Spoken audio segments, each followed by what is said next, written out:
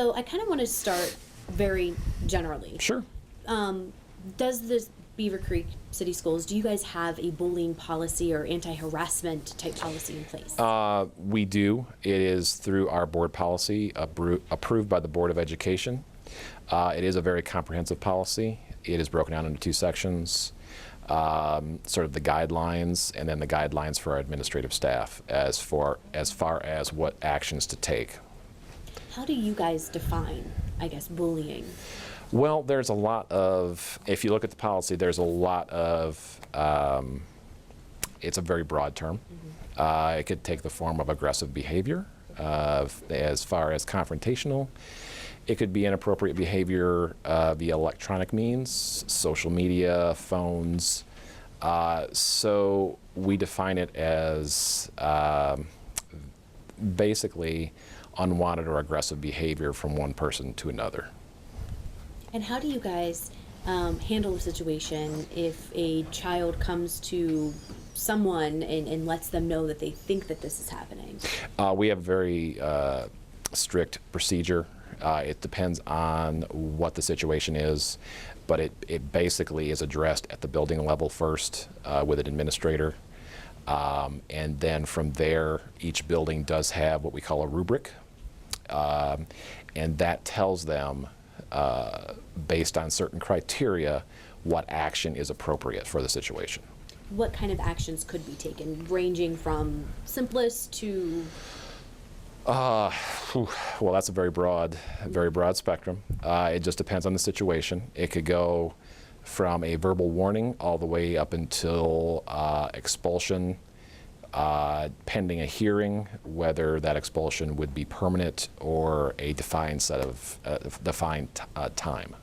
So, you know, it could be, like I said, it could be a verbal warning.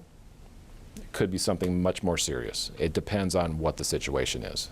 Now, do you guys, these bylaws and policies and guidelines, is this and this is my understanding, it's mandated by the state, is that correct?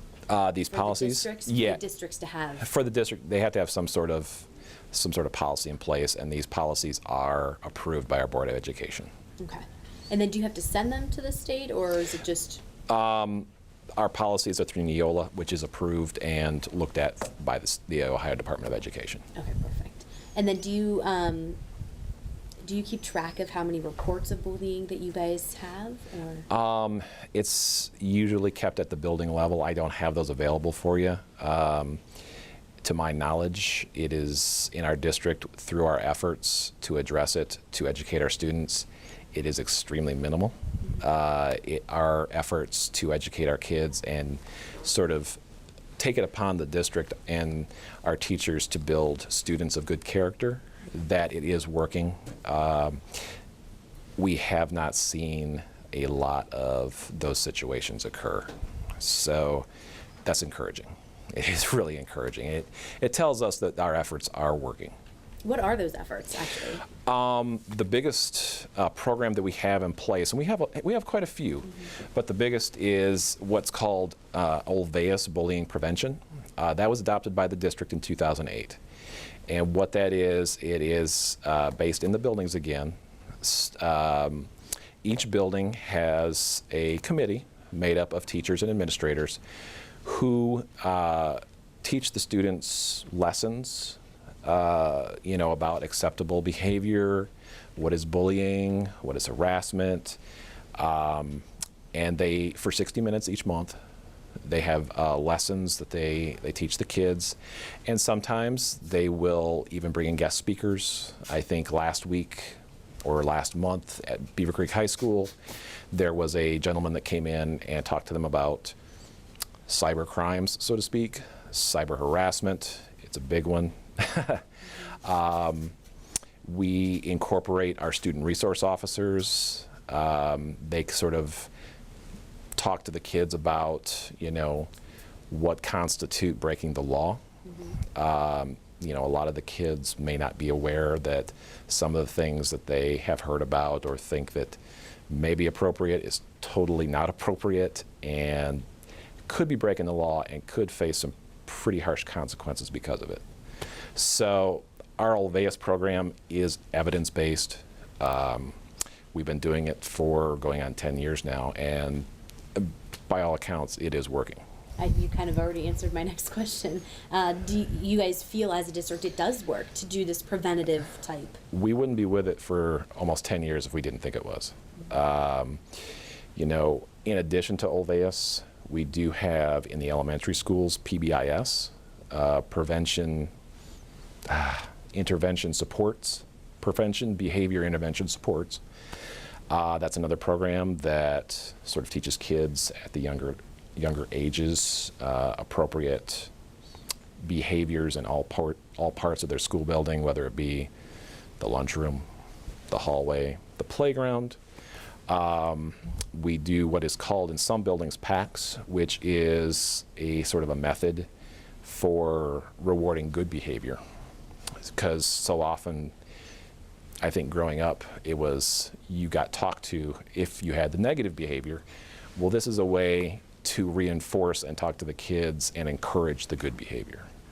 So, and that's, you know, it kind of incorporates our district culture. It is incumbent upon us to teach the kids what it means to be a good citizen, a good student. So we have what we call character education, and along those lines, we teach the kids about the pillars of good character. So it is a concerted effort throughout the school year to really help the kids understand what it means to be a good citizen, what you shouldn't do, what you should do, and our Olveus anti-bullying program is part of that. Do you, and I know this is kind of hard to explain. I'm sorry, were you? No. I thought you were. I thought his arm is okay, sorry. bugging him. I thought you were flagging me down. No. Is there any way that you could define harassment, intimidation, or is it just, do you know what I mean? Are there specific things, or is it more of a? I would steer you toward the policies approved or in our Neola policies. That'll spell it out for you pretty clearly. Oh, I got it. Okay, yeah. Okay.